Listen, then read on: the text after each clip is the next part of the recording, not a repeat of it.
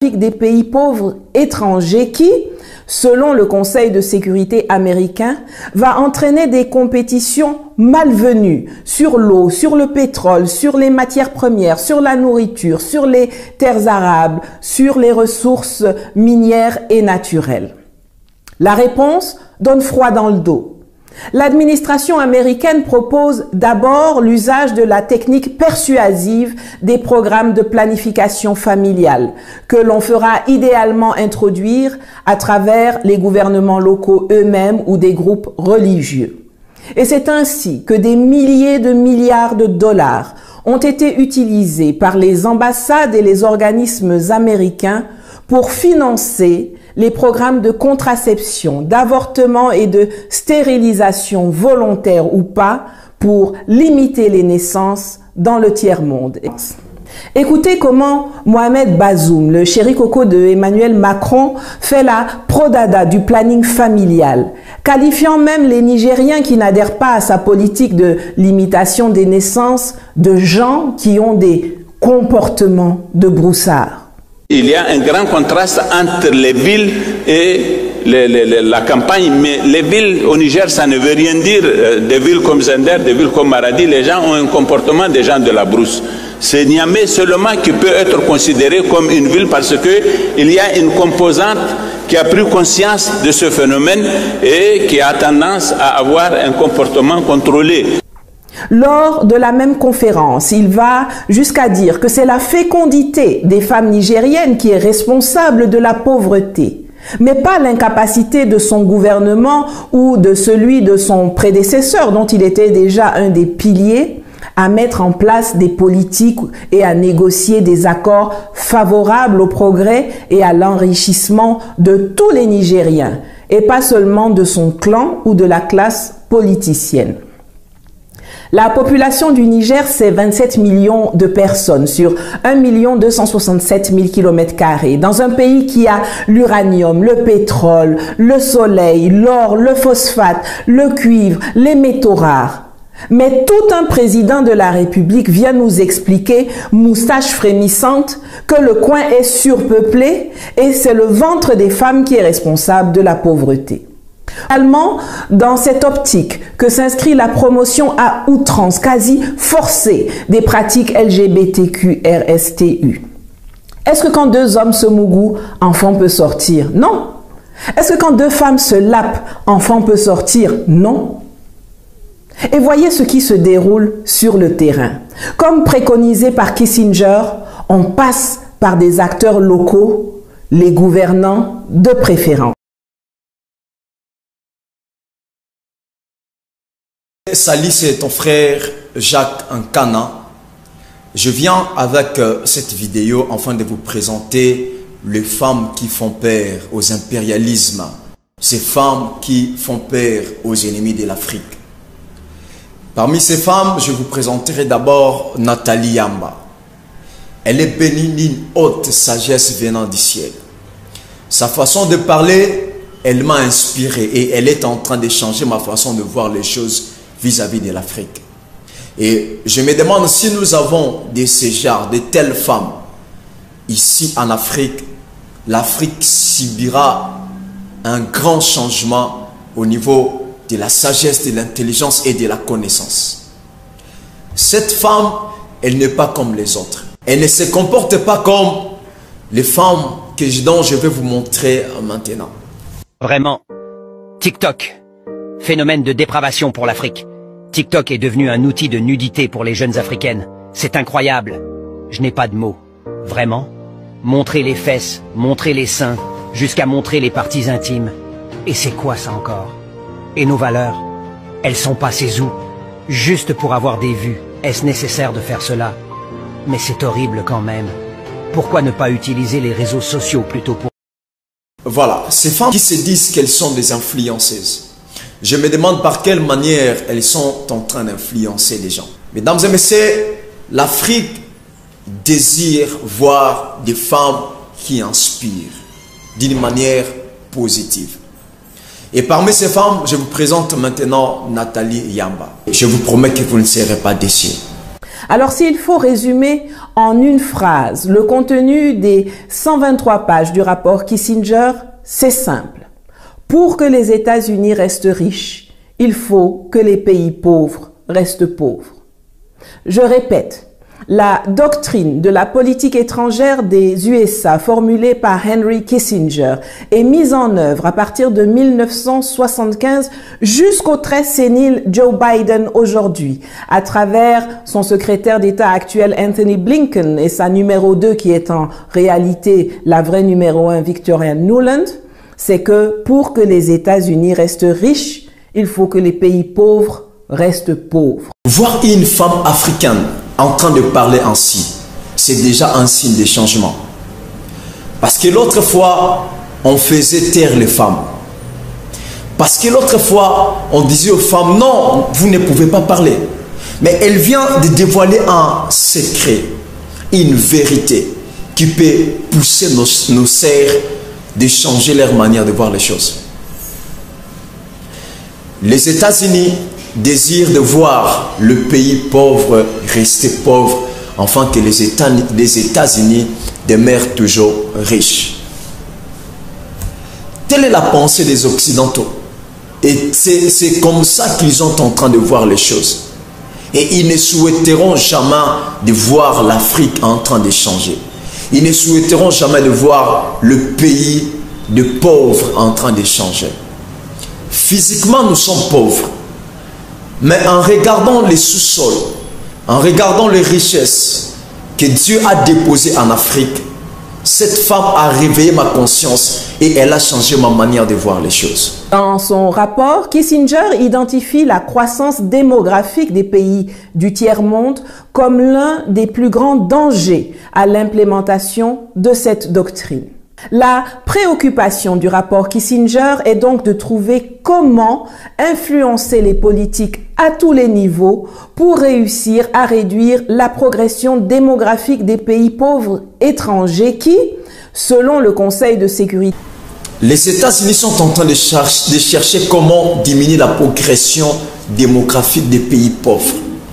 Mesdames et messieurs, ces gens chercheront par tous les moyens, par toutes les façons, par des dimensions même au-delà de notre imagination, afin de réduire l'Afrique, afin de réduire le peuple africain, afin de réduire le pays pauvre. Et le pays pauvre dont ils sont en train de faire l'allusion, c'est seulement l'Afrique. C'est l'Afrique qu'ils sont en train de faire l'allusion. Ils pensent comment détruire l'Afrique, par les virus et par d'autres choses. Voilà pourquoi vous remarquerez qu'il y a plusieurs épidémies. Il y a des accidents, il y a des guerres, il y a des terrorismes, il y a des rébellions ici en Afrique. Parce que ces gens sont en train de penser comment ils doivent retenir, rester toujours dans leur place, étant que le pays riche. Des pays pauvres étrangers qui, selon le Conseil de sécurité américain, va entraîner des compétitions malvenues sur l'eau, sur le pétrole, sur les matières premières, sur la nourriture, sur les terres arables, sur les ressources minières et naturelles. La réponse donne froid dans le dos. L'administration américaine propose d'abord l'usage de la technique persuasive des programmes de planification familiale que l'on fera idéalement introduire à travers les gouvernements locaux eux-mêmes ou des groupes religieux. Et c'est ainsi que des milliers de milliards de dollars ont été utilisés par les ambassades et les organismes américains pour financer les programmes de contraception, d'avortement et de stérilisation volontaire ou pas pour limiter les naissances dans le tiers-monde. Ici, Madame Nathalie Yamba, elle est en train de nous expliquer la manière dont ces programmes vont procéder et la manière dont les Occidentaux vont marcher par le moyen qu'ils seront en train d'utiliser, par leur sagesse, des malices qu'ils seront en train d'utiliser.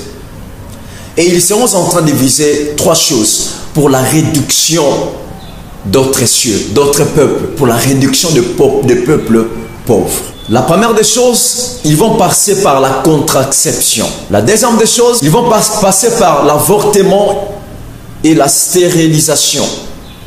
Pour quel but? Afin de diminuer l'effectif des peuples africains. Et le pays qu'ils sont en train de viser, c'est seulement le pays des pays des pauvres. Autrement dit, le pays de l'homme noir. Je le dirai encore, le pays des peuples africains. Également, dans cette optique que s'inscrit la promotion à outrance, quasi forcée, des pratiques LGBTQ-RSTU. Est-ce que quand deux hommes se mougouent, enfant peut sortir? Non.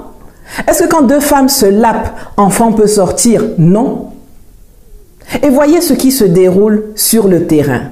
Comme préconisé par Kissinger, on passe par des acteurs locaux, les gouvernants de préférence. Parce qu'ils cherchent comment réduire la naissance des peuples africains. Et ils vont passer par l'homosexualité. Parce que quand des hommes se réunissent, c'est impossible d'avoir des enfants. Ils vont chercher à chercher à faire de telles enceintes que femmes entre femmes puissent commencer à se coupler ensemble. Parce que quand des femmes se réunissent ensemble, c'est impossible d'avoir des enfants. Et c'est comme ça qu'ils vont procéder, afin de réaliser leurs pensées, pour qu'ils continuent toujours à influencer et à dominer la. Ces gens ne cibleront pas les petits peuples, mais ces gens cibleront les gouvernants, ceux qui sont capables d'influencer, ceux qui sont capables de t'appeler, viens, tu auras ceci et tu auras cela. Ces gens passeront par ceux qui ont de l'influence en Afrique, afin de réaliser leurs projets. Voilà pourquoi j'aimerais adresser ces messages aux peuples africains, de se réveiller, de quitter le sommeil, de quitter les ambiances, de quitter les choses inutiles.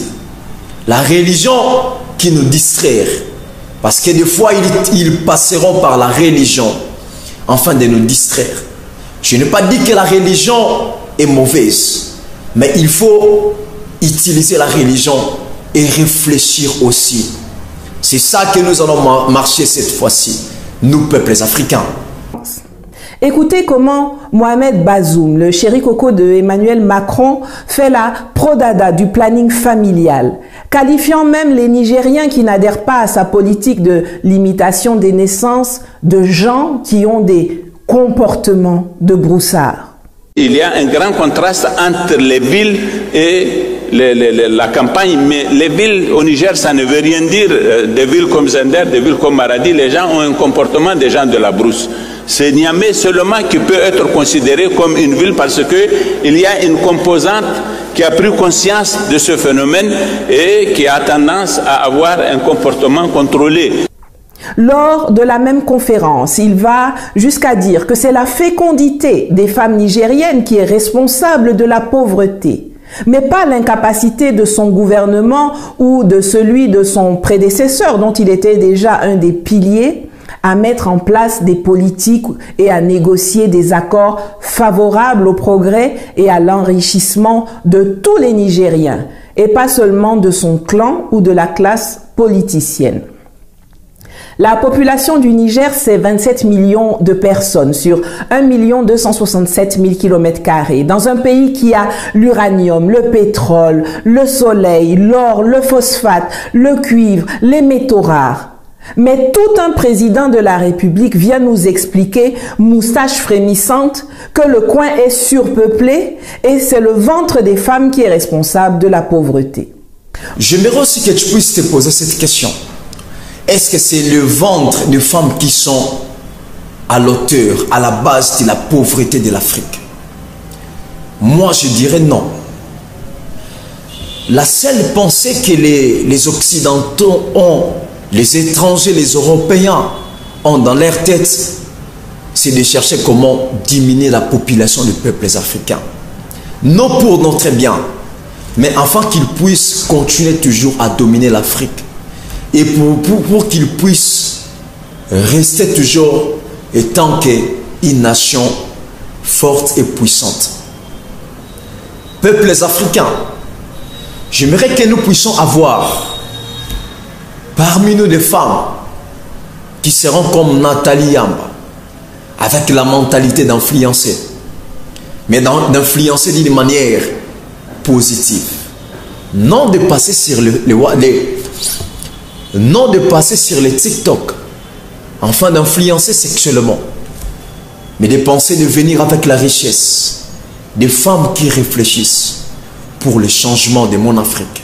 Regardez le Bénin, où Patrice Talon, dans ses jolis costumes serrés, est en train d'exécuter un plan d'action national de planification familiale 2019-2023, conçu et financé majoritairement par l'USAID, l'Agence américaine pour le développement international, le bras armé financier de la politique étrangère américaine, mentionné comme tel dans le rapport Kissinger.